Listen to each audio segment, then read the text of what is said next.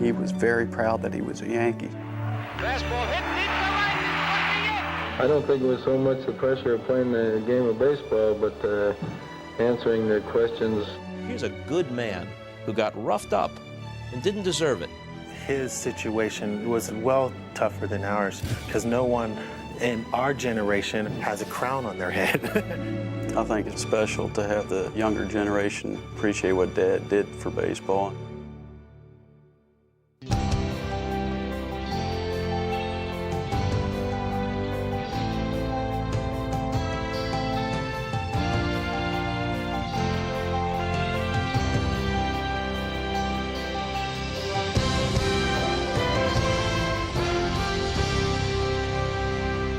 He could hit for power, field, throw, and run.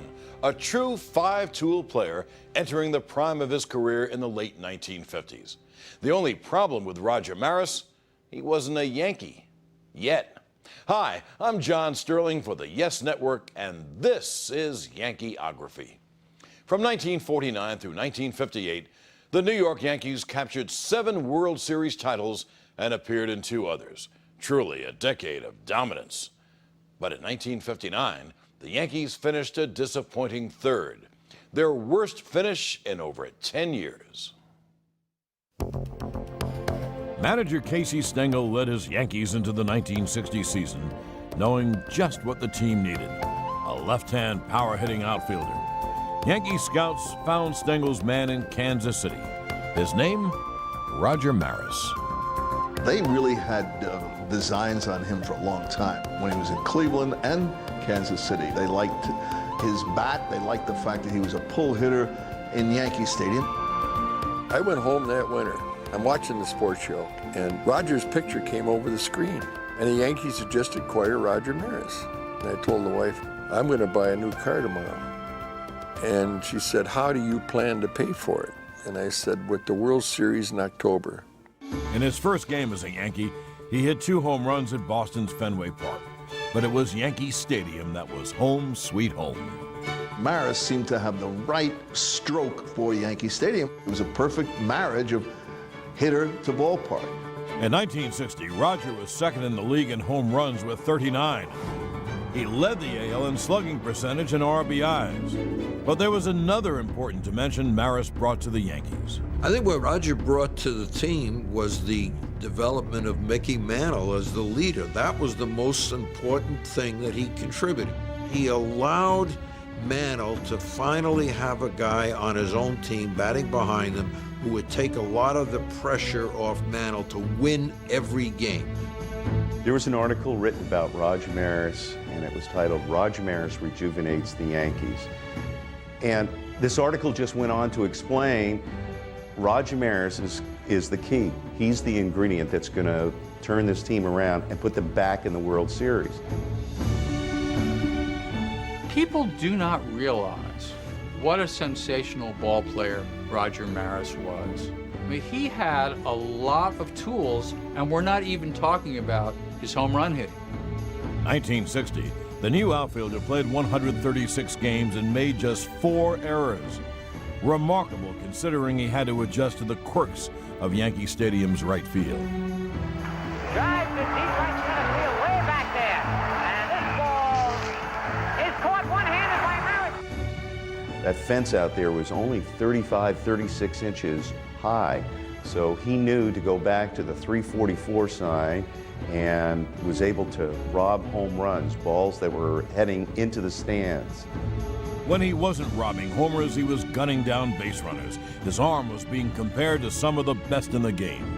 He had the greatest throwing arm of any right fielder that I'd ever seen or played with, whether it's an all-star game or against the World Series, and I include the Roberto Clementes and the Calavitas and the Al Kalines. And he would throw bullets to third base, and it was almost a picturesque play to see Cleek catch that ball from Roger and put the tag on a runner, and I saw a number of runners slide into third base and show shock on their faces. For a man his size, 210, 215 pounds, could fly. Great runner. Ran the bases outstandingly well. He was a phenomenal base runner. No one in baseball at that time broke up the double play better than Roger Maris. When he went into second base, the shortstop or the second baseman who was covering the bag knew that they had to get out of the way quickly. Roger collected a lot of hardware in 1960. He was the AL MVP, won a Gold Glove and the first of 2 Sultan of Swat awards. All this was fulfilling, but awards were never his main goal. The first thing Roger wanted to do, he wanted to get in every World Series. In the 1960 World Series, Roger homered in his first series at bat. But it was the last at bat by the Pirates that would settle this wild fall classic.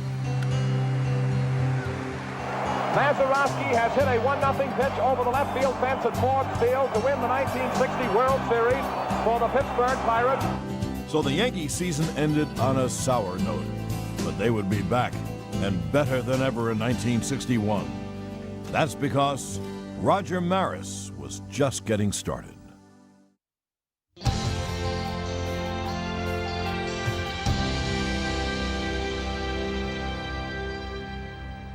The New York Yankees go through spring drills at St. Petersburg, Florida, where they prepare for a grueling season of baseball. 8 additional games are on the 1961 schedule to allow for the league's expansion. As in the past, the Bronx Bombers will be ready, willing, and walloping.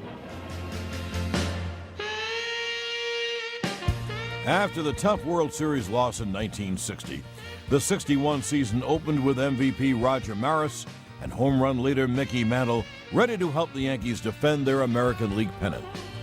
Ralph Houk decided early on in spring training that he would get more out of both of them by batting Roger third and Mickey fourth. I got an awful lot of mail on that. There was a lot of fans and people that thought Mickey would hit more home runs if he hit the other way around. But there's one thing they forget, that behind him was Yogi and Howard and Blanchard, so it wouldn't have really made that much difference.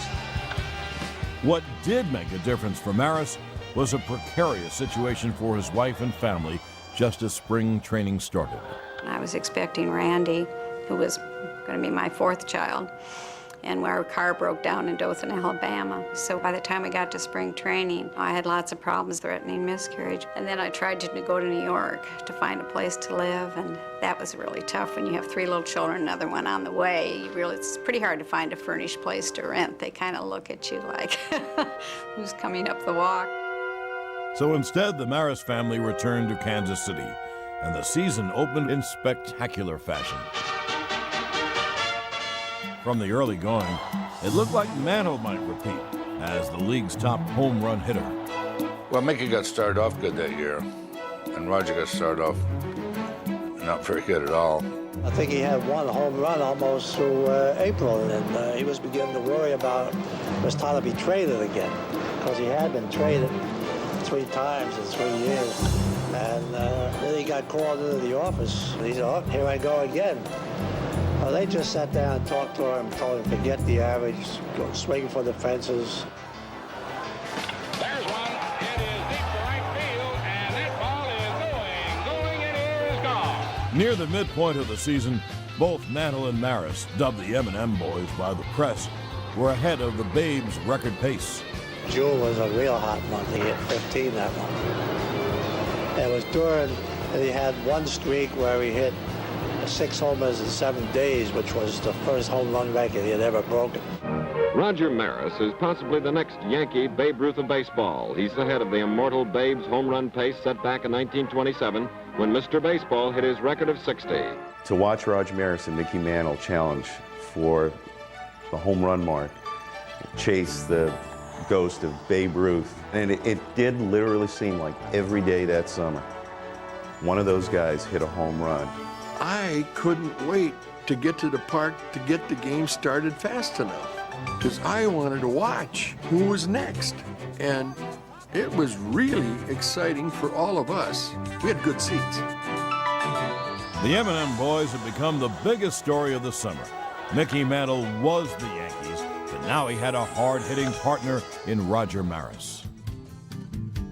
Maris probably had as much to do with making Mantle a hero in New York as anybody, because Maris was challenging the one record that I think most people didn't want broken. At the time, Mickey Mantle used to get booed a lot, but when Roger came over and they started going for the record, all of Mickey's boos went to cheers, and then Roger picked up on the boos. Like virtually every Yankee fan I knew, I rooted for Mantle. It wasn't that I disliked Maris, but Mantle was our guy. You could tell that they wanted, you know, Mickey to do it, and he understood that, but it was, I think it was hard to not really have the backing of the fans.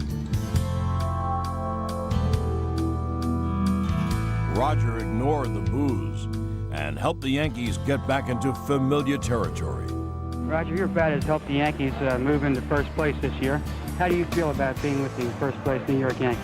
Well, Bob, it feels real good, I'd say, after playing on, well, a couple of second division ball clubs for the last 3 years. To be up with a ball club that's got possibilities of a pennant, it feels real good.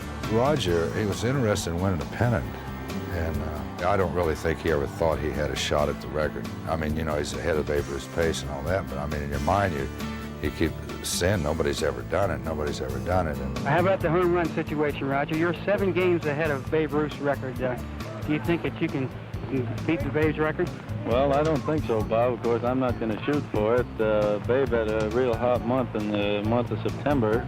He hit, I think, 17 home runs, and that's quite a feat in itself, and I don't think I can break it. Chasing home run records was new territory for Roger, but he wasn't alone. Mantle was there almost every step of the way.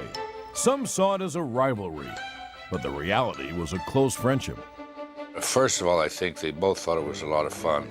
They both respected each other, you know, for what they could do and what they did. They understood each other quite well and got along real well. Never anyone pulling against the other one or anything like that. You're just trying to win ball games, and that's the way they both were. I think the proof of the pudding is that they roomed together for 3 or 4 months.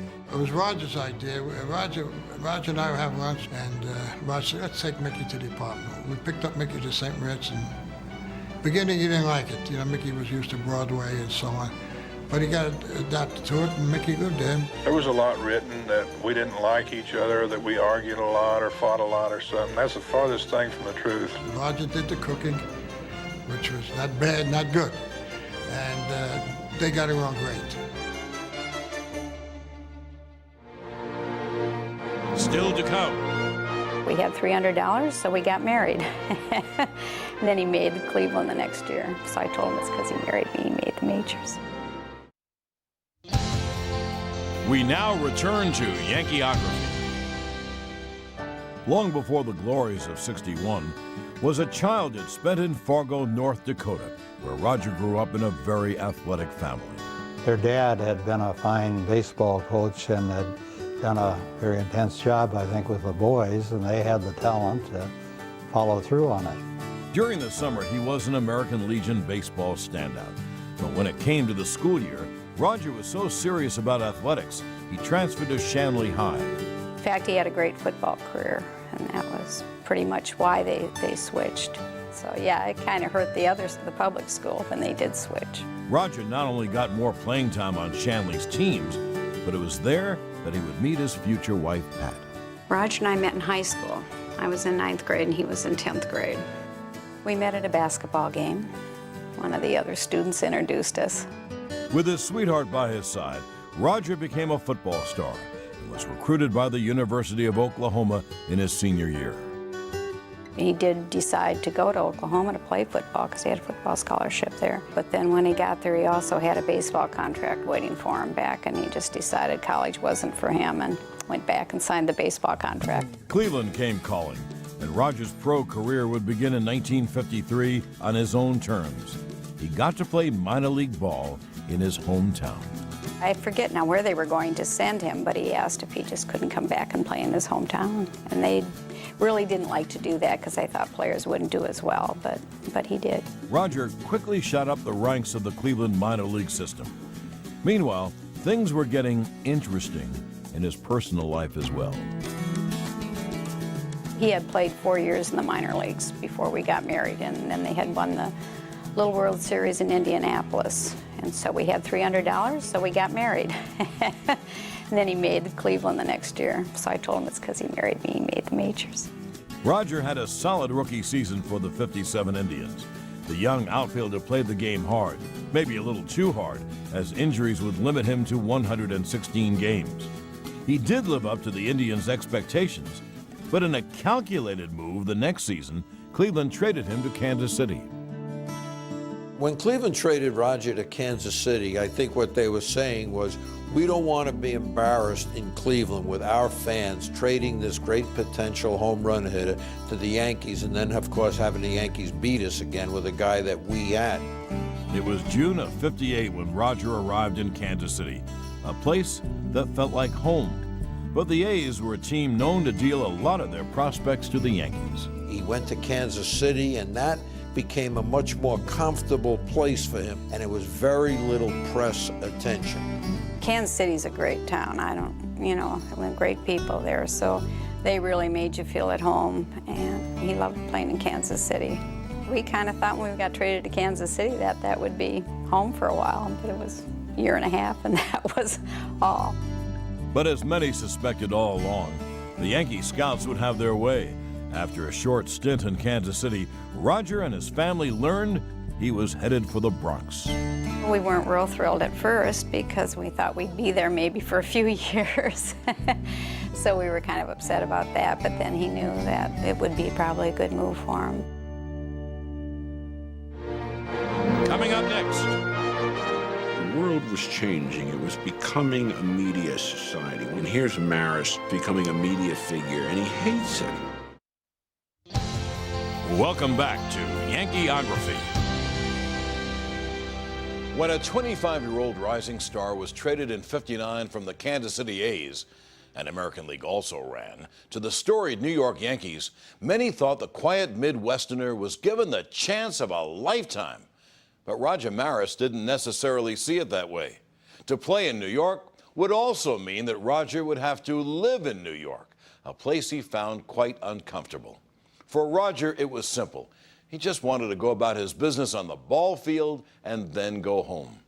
But Maris won an MVP award his first season in pinstripes and followed that up in '61 with 33 home runs by the All-Star break, all of which made the glare of the spotlight impossible to avoid. I joined the team in mid-season. The only instructions I had were I had to write about Mantle and Maris every day, something about them, whether they hit a home run or struck out 4 times. You've got to understand the world was changing. It was becoming a media society. One of the great early events of the media society was the Maris-Mantle Home Run Derby. The big Yankee news is Maris 56, Mantle 53, and a goal of 60, New York's commonplace. Maris is becoming a media figure, and he hates it. All your time before the ball game is spent with the photographers, and after the ball game it's the writers, and before the game it's the writers. As the pressure mounted, so did the expectations and the comparisons to the legendary Babe Ruth. Babe Ruth was the most charismatic character in the history of baseball. Open, funny, loud, an American icon. Roger Maris neither had that personality nor had that character. Well, I don't think I've really had Mr. Ruth on my mind at the time. I was trying to hit the ball and hit it solid. We were disappointed, we the press, because Roger wasn't what we wanted him to be. And Roger was simply being honest to himself. When injuries forced Mantle out of the race in mid-September, Roger then had to face the strain of pursuing Ruth's record on his own. Maris's hair, indeed, some people think that's a myth. His hair did fall out in clumps and patches from the tension, from the strain. And it's number 58 for Roger Maris, his 58th home run of the year. Commissioner Ford Frick announced that Ruth's record would only fall if a player could hit more than 60 homers in the same number of games as Ruth, 154. This was the controversy of the famous asterisk, which was never actually used in the record books. Thanks to Frick's ruling, the pressure on Roger was the heaviest on the day of the 154th game. He had 58 home runs, and the tension at Baltimore's Memorial Stadium was palpable. The 154th game was the weirdest night I ever spent in a ballpark, and I spent many of them. It was eerie. I mean, people seem to be walking on tiptoes. He's sitting in the clubhouse. Everybody's afraid to talk to him. It's like yesterday that I see him walk into my office and say, Skip, he says, I just can't make it tonight. We discussed it, and I said, you know, Roger, the stands are full of people. I said, they're out there, a lot of them, just because of you. So he said, okay. And so he went out to play the right field, and when he come in, he didn't look at me, and I didn't look at him, and I just left him in. And it's a good thing Houck did leave Roger in the game, as number 59 came on his second at-bat. There's one. It is going. It is going.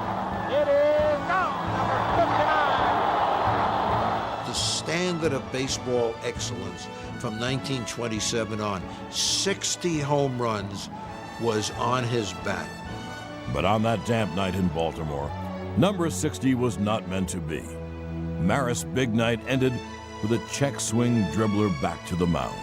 You could almost visually see from upstairs in the press box the air going out of Roger's body, the gasp. The Yankees clinched the pennant in game 154, but what mattered most was that Ruth's record was now safe. There were still 8 more games remaining for Maris, and home run number 60 would come 6 days later in New York. A standing ovation for Roger Maris. When the game was over, they brought Mrs. Ruth down by the clubhouse, and Raj, he whispered something in her ear. He said, Mrs. Ruth, don't feel badly. Nobody will replace the Babe. On October 1st, 1961, the final day of the regular season, just over 23,000 fans came to Yankee Stadium to see Roger break the immortal Babe Ruth's home run record in the 4th inning. I remember being there when he hit his 61st home run. No fooling, I was there. You never knew when to expect it, so whenever Roger came to bat, you were up for it. And each pitch meant so much. Yes, standing up, waiting to see if Maris is going to hit number 61. Here's the windup. Fastball hit deep to right. It's going to be it. Way back there. Oh,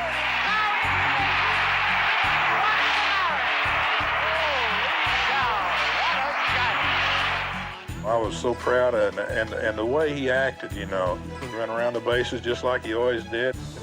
I even cried.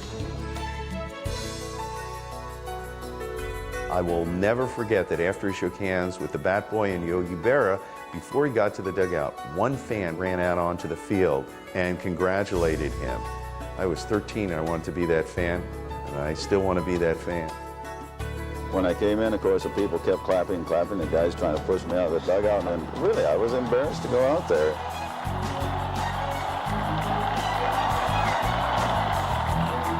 Everybody looked down the bench at Roger, and Roger just sat in his same spot, and you could just see this sigh of relief go, it's over. The fact that Maris would power the Yankees to another World Series in '61 was somehow anticlimactic. Ironically, whatever Roger would do on the field from this point on would somehow pale in comparison to his new home run record.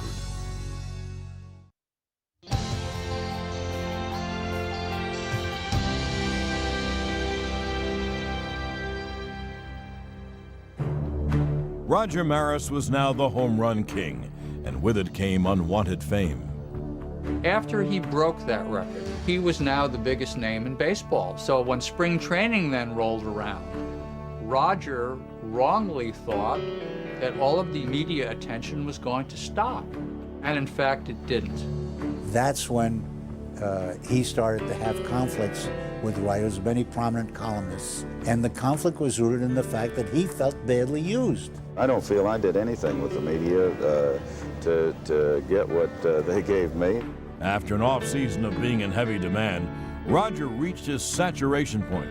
Always more comfortable on the field, he hoped a strong showing in '62 would ease growing tensions with the media. As long as we were winning, he was happy. He had like 32, 33 home runs. As far as he felt, he had a good year, but of course it wasn't good enough for the writers, and that bothered him a lot. The press labeled him flop of the year, so to speak, and I thought he had a tremendous year. Even a strong performance in the World Series that year and a second straight title did little to prevent his downward spiral in New York. Roger's career with the Yankees really ended after the 1962 season. Physically, he seemed worn out. He wasn't the same player that he was. Truthfully, I think all the pressure had just worn him out.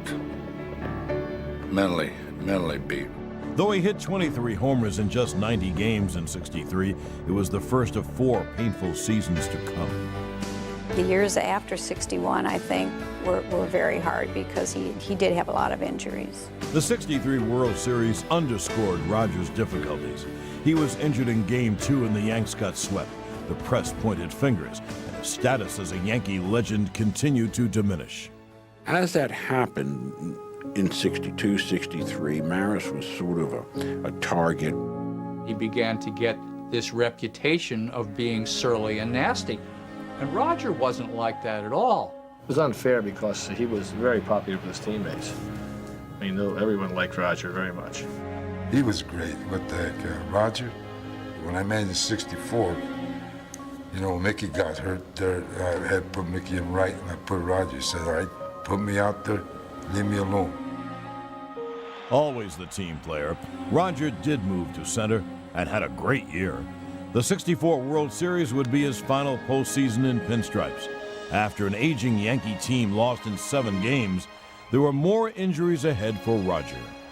I really lost it in '65 when I broke my hand because I lost the strength in these 2 fingers and to try and swing a bat with only like a half a hand almost. You know, everything just went right downhill after I broke my hand there.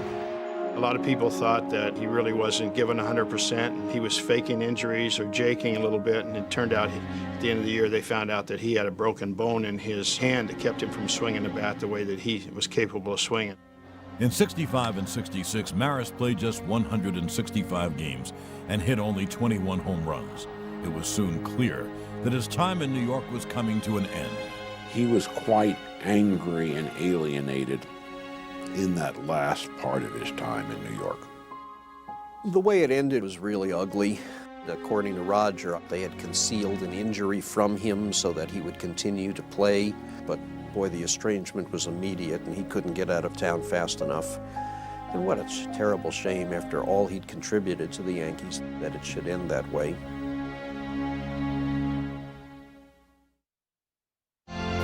We now return to Yankeeography. By the mid-'60s, Roger's glory days were fading in New York as his home run numbers diminished. He was unhappy with his situation and wanted out of the Big Apple. In 1966, July of '66, I went ahead and told the Yankees that right at the All-Star break that I was not going to play in '67. But the Yankees didn't want word to get out that Maris was suddenly going to retire, so they managed to trade him. He had fully decided to retire. And then when we discussed the deal, he agreed to go to St. Louis. Though St. Louis seemed perfect because he'd be close to his family in Kansas City, Roger was still reluctant to keep playing because of the relentless criticism by the media. I was getting ripped a lot by the press at that point, so now I had to figure what I wanted to do, whether I wanted to give them more ammunition to make me look bad or go ahead and play here. So I decided to go ahead and play here. He went to a franchise which recognized and appreciated his historic role. The manager of the Cardinals, Red Schoendienst, told Roger he would fit in very nicely with this group of players. We found out in a big hurry what a good person Roger Maris was and what a good ball player he was. Mike Shannon is the key guy in that situation because Mike Shannon was willing to change positions, go to third base for the Cardinals where he hadn't played, and Mike Shannon showed me all the bruises on his chest. When you play third base, you take a pounding, and he said, these all belong to Roger. He went to third base, Roger went to right field, and he was wonderfully happy there. Happy on the field and at home. In 1967, Maris and his family had good times ahead. And those were 2 good years because we could go see him on the road trip, you know, when he was at home. He was happy with that because we were over in Kansas City. We could drive over and be over there and stay over there for the summer. Basically, the most important thing that stood out in my mind was playing the father-son games in St. Louis, and that was just a blast. We'd get dressed up in our little Cardinal uniforms, and all my brothers and I would go out there and play. Returning to the Midwest seemed to revitalize Maris, and he was the final piece in the puzzle for a Cardinals team going from 6th place to the World Series. I'm not worried about the Yankees as the president. I'm worried about the Cardinals, and we're looking forward to the World Series. In the Fall Classic against Boston, he hit .385 with a homer and 7 RBIs. Roger swings, and there it goes. Roger would earn his 3rd World Series ring behind the clutch Game 7 pitching of an unhittable Bob Gibson. The Cardinals win. They're the new world champion. After playing the 1 year, it was an enjoyable year, but even though I did help the ball club, it was not the type of thing that I wanted to be doing. For Roger, it was time to look ahead to a future without baseball. The key to Roger's joy with the St. Louis Cardinals, his financial future was made secure by Gussie Busch, the owner of the Cardinals, the beer baron. Roger and his brother had been looking into trying to find a beer distributorship. He said that, well, if you play one more year for us, if one opens up, we'll see that you can buy into that. So that's why he played another year. One more year, of course, meant one more World Series for Roger. And the 65th World Series of baseball is about to get underway. The 1968 World Series would be Roger's 7th and final Fall Classic. Unfortunately, the Cardinals would fall to Detroit in 7. Now, Roger could look ahead to his future as a businessman. When he retired in '68, he got a beer franchise in Florida, so his financial future was set. And we came to Gainesville. We hated leaving Kansas City, but you go where your livelihood is, and that's what we did.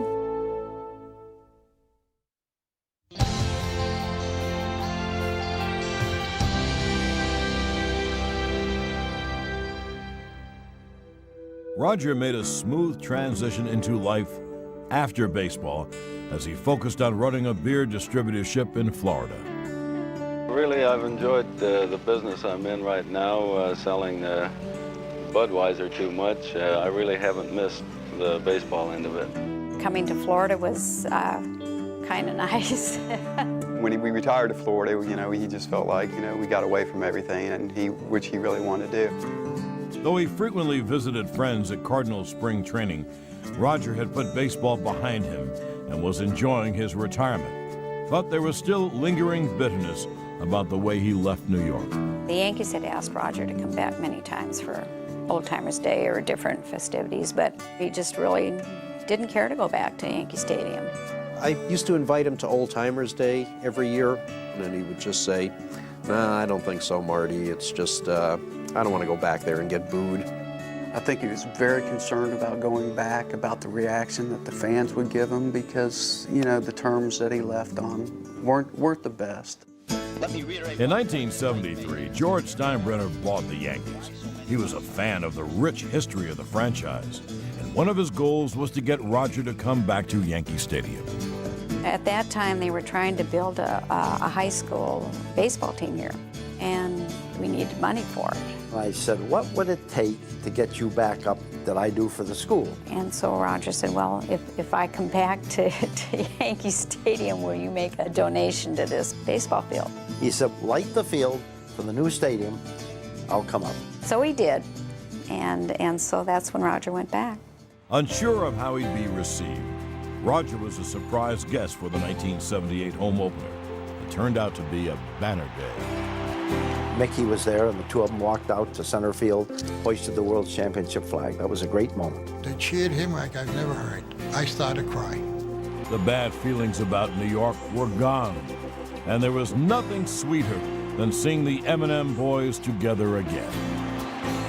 I wouldn't have wanted it any other way. I think baseball's been great to me. It was a relief off of Roger, because he really wanted to come back.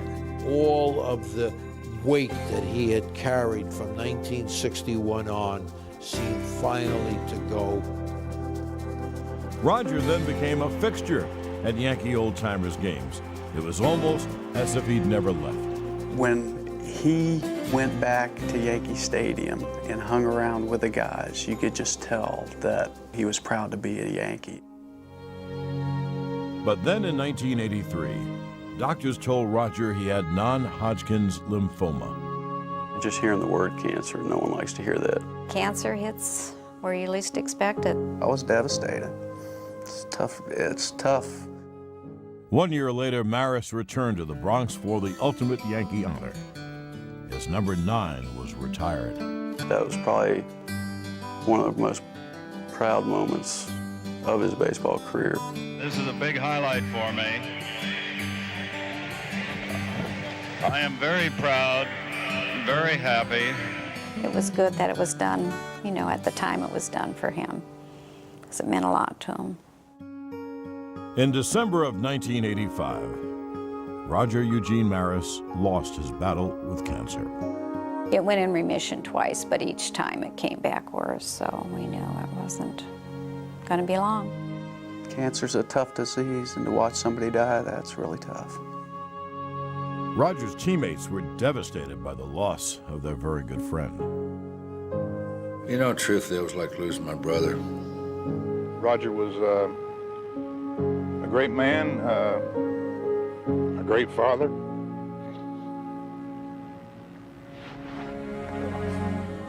I knew I'd do that. Several Yankee legends made the solemn sojourn to Fargo, North Dakota, braving the harsh winter elements to attend the funeral. Fargo, North Dakota, you know, it's way up there in the north, and not a lot of people go to North Dakota, but to be able to see all these people converge on one small town in North Dakota, just pay their last respects to him, I mean, it's pretty emotional. You felt like, well, they really cared about him. It was more of a tribute to Roger Maris the person than it was to Roger Maris the ball player. And if you can call a funeral a fine moment, Roger's funeral is one of the finest moments of his life because the way he faced death was with tremendous bravery. Roger's indomitable spirit and passion for the game lives on in Florida, where his son Kevin coaches high school baseball.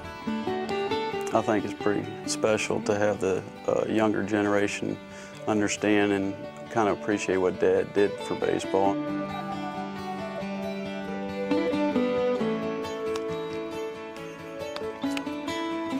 It's special, you know, to be able to play on a field your father's name's on it. I remember me and Dad and my brothers laying saw it on that field. Hey, throw it through the shortstop's head now. I'll have kids come up to the park and recognize the name. They'll come up and ask if that's my father. And it is nice to see the young kids know who Dad was. Still to come. No one hopes any more than Mark McGwire that this will put Roger Maris in his rightful place in baseball's Hall of Fame. Mark McGwire did a tremendous job bringing attention back to my father.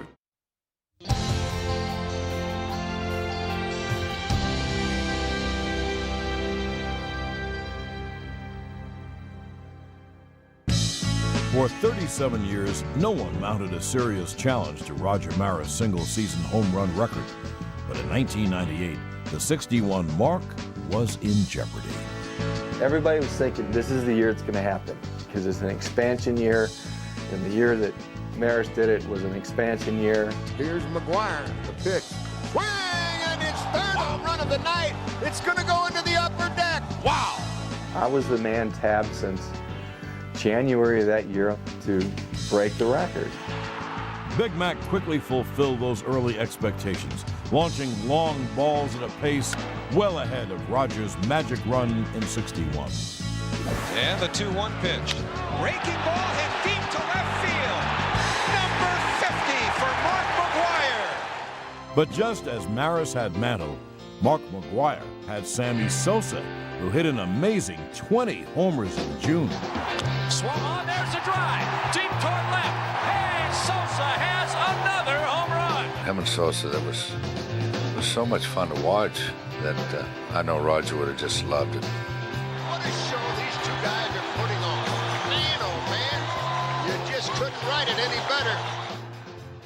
Every night I go home and I'm trying to watch Baseball Tonight, Sports Center, and trying to see what McGuire do. Here's the pitch. Swing it. There it goes. Wake up, Babe Ruth. There's company coming. It's Mark McGuire with number 60. McGuire got what this meant to baseball, and the fact that McGuire connected to the Maris family as he got close to this record helped him. Mark's really brought Roger Maris, the ball player, and Roger Maris, the person, to light. In the same city where Roger ended his career, McGuire was destined to make history. Big Mo set to go. The pitch. Swung on, belted. There it goes. There it's gone. He did it. McGuire's flight 61 headed for Planet Maris. History. Bedlam. What a moment. Pardon me while I stand up and applaud. In front of the Maris family and the world, Mark personally saluted Roger. He pointed up to the sky, tapped his heart, and the way I interpreted that was his acknowledging Dad, saying Dad was in his heart. In such a big moment in Mark McGuire's life, to include that in that special moment was something we'll never forget. Next for Big Mac, number 62, making him the all-time single-season home run king. First pitch, rocket deep toward left. He did it! He did it! Number 62 for Mark McGuire. A slice of history and a magical moment in St. Louis. For him to acknowledge our family and then point to the skies and say, you know, your dad's in my heart, that was just something that will stay with me forever. Equally touching was the sight of McGuire leaving the field to embrace Roger's family in the stands. No one hopes any more than Mark McGuire that this will put Roger Maris in his rightful place in baseball's Hall of Fame. When McGuire came over and came back out of the dugout and gave us all a hug, I was too choked up to even say anything. As I went over to the box and talked to Roger's kids, I told them today when I met with the Hall of Fame, they pulled out Roger's bat when he hit his 61st home run. And I touched it. I touched it with my heart. Now I can honestly say that my bat will lie next to his, and I'm damn proud of it. What Mark's done really is it's kind of elevated Dad to a new plateau, and it's given him, I think, the due that he never really got. I think it's brought a lot of attention back to Dad in making people realize just what a great feat that was. As much as Roger Maris, the ball player, we cherish keeping the record, he'd be very proud of Mark for achieving that success. Just 3 years later, more home run history. There's a high drive deep into right center field to the big part of the ballpark. Number 71. Barry Bonds is the new king of the home run world. Barry Bonds understood the magnitude of his achievement and what Roger Maris had gone through some 40 years before him. I believe that his situation was well tougher than ours because no one in our generation has a crown on their head. The only one who ever had a crown on their head is Babe Ruth. So, I mean, that's pretty hard to deal with when you're knocking what the Yankee families consider their king's record down.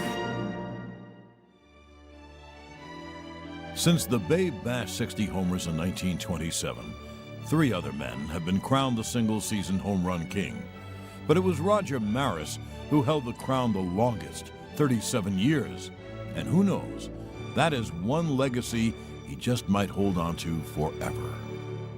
Besides his home run exploits, Maris was a true all-around player, with 2 league MVPs and a Gold Glove to his credit. He also was a driving force on 7 pennant winners and 3 world championship teams. The game was easy for Maris. Coping with his fame was not. Here comes Roger Maris. Then you got a handful of people sitting out in left field, but in right field, man, it is mobbed out there. And they're standing up. Here's the windup. Fastball hit deep to right. This could be it. Way back there. Holy cow, it's Maris.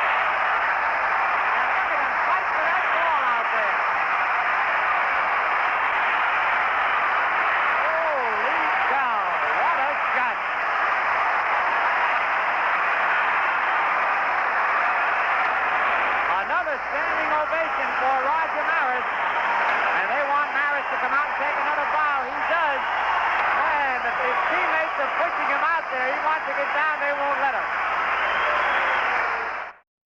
I knew it was going over my head. I jumped on my seat right away. Jumped right up on the seat, reached as high as I can go, and right in. They wouldn't let me take the ball out of Yankee Stadium. Okay?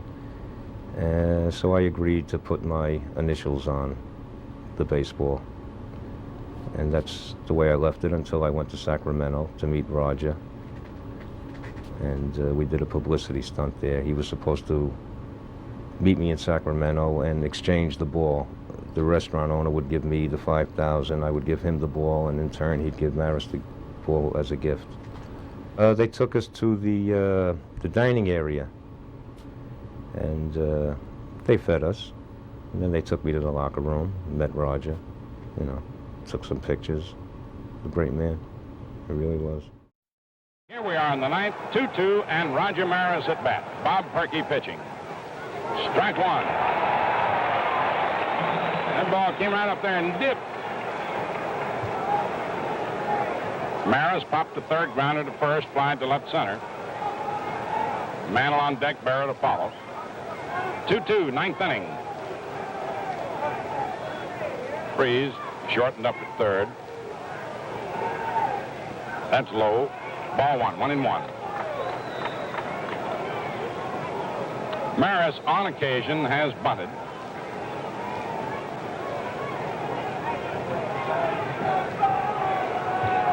You just saw Mickey Mantle on deck. There he is there.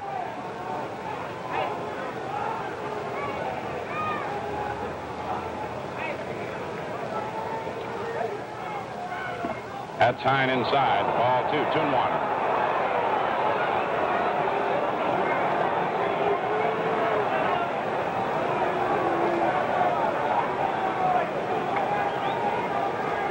Scored tied 2-2, ninth inning, and if ever it was pitch measuring time, it is right now, Joe. And you better measure right.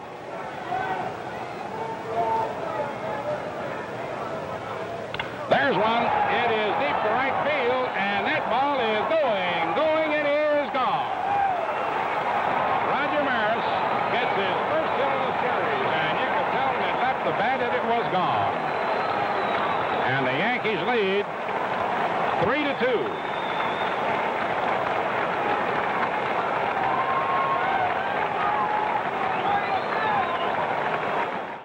At Yankee Stadium, another historic old-timers day. And the reunion featured the retirement of number 9, worn by Roger Maris, best known for hitting 61 homers in 1961 to surpass Babe Ruth. Also retired was number 32, worn by the late Elston Howard. This is a big highlight for me. I am very proud, very happy. Ellie and I were good friends. We lockered next to each other. And he was so worthy of everything that I'm really proud for him, and of course I'm proud for myself. The Yankees' 10 retired numbers are the most of any team in American sports. Wait for the Yankees to take the field. I tell you, he's still a kid at heart, Mickey Mantle. I'll never forget the first year he came to the Yankees from Commerce, Oklahoma, his home, and he still seems awed by everything.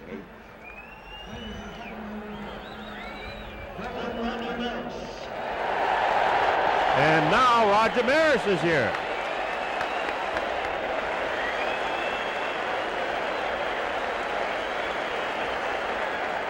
Looks like Roger's going to throw. Oh, he's going to hand it to Mickey, and then Mickey will throw the ball in. Probably would have missed him. Yeah.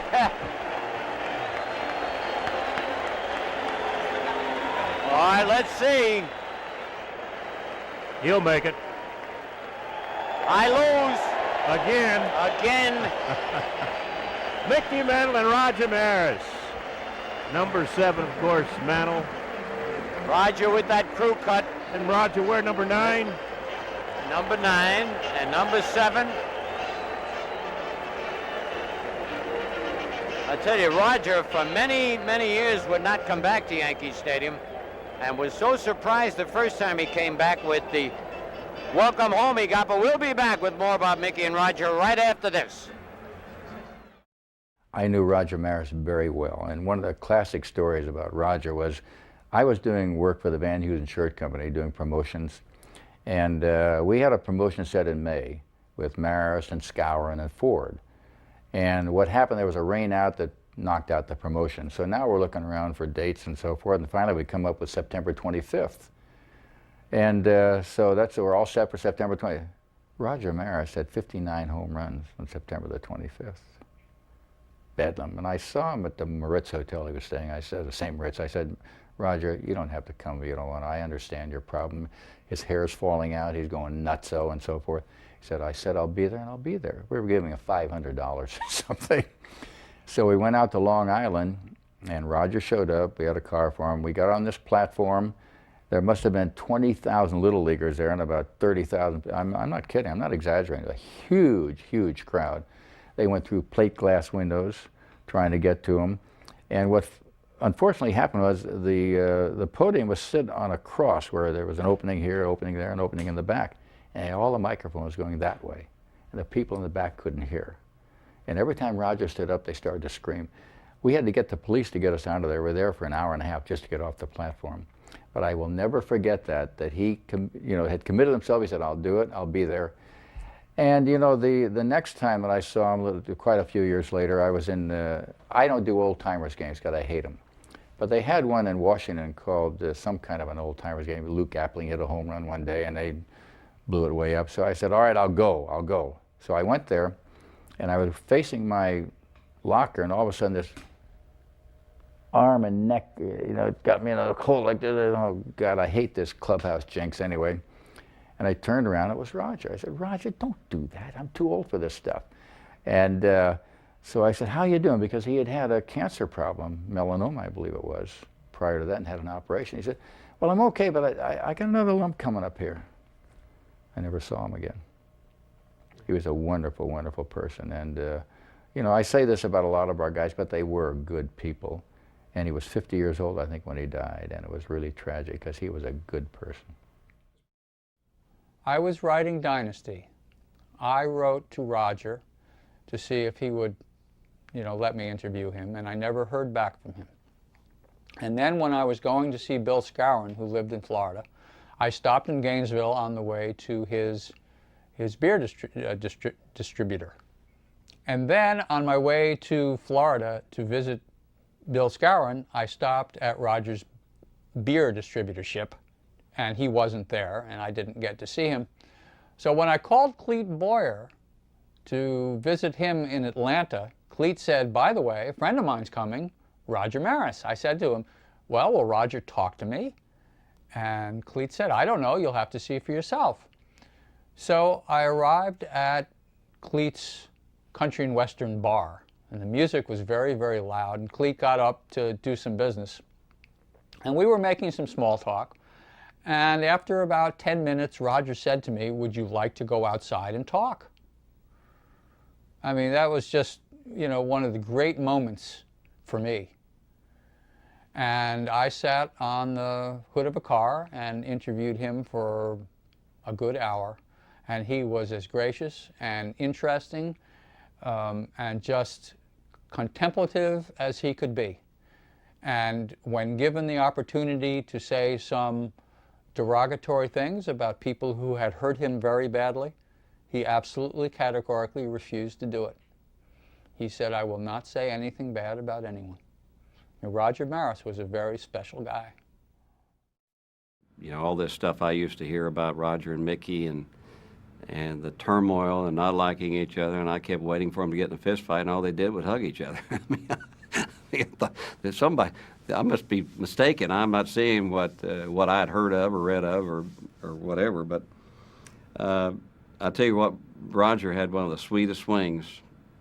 I mean, he was a big guy. I mean, Roger was not a small guy.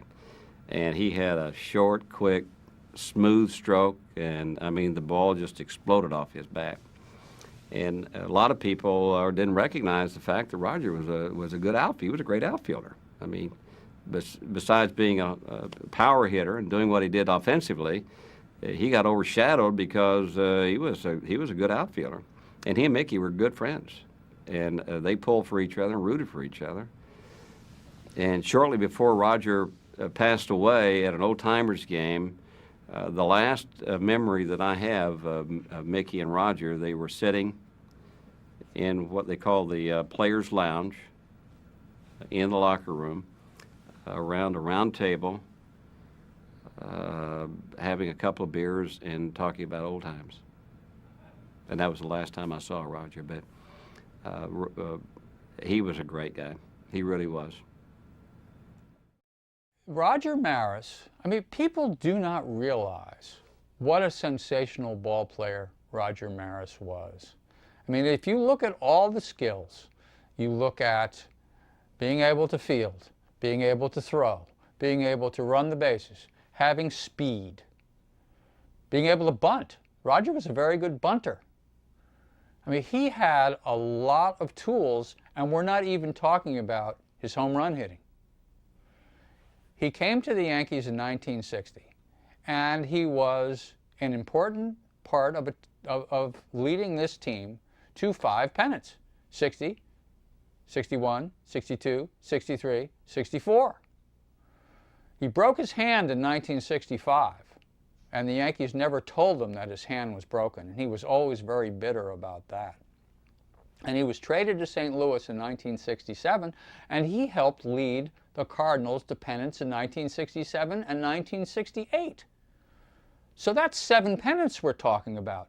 He was the most valuable player in the American League in 1960 and 1961, and very few players have ever done that. I need somebody to tell me why this man is not in the Hall of Fame.